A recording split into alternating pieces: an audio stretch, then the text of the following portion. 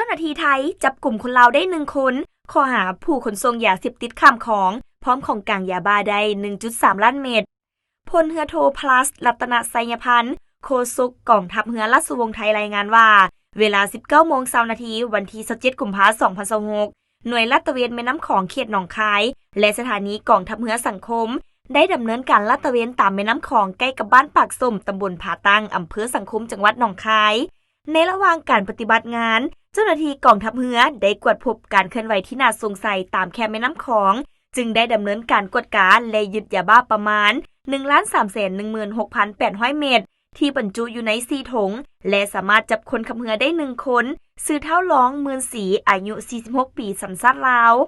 หลังจากการจับกุมเจ้าหน้าที่ได้นำตัวผู้ต้องสงสัยและสิ่งของทั้งหมดที่ยึดได้ไปที่สถานีกองทัพเรือสังคมเพื่อกักเก็บรายงานการจับกุมและหลังจากนั้นได้มอบต่อให้ตำรวจเพื่อดำเนินคดีตามกฎหมายต่อไป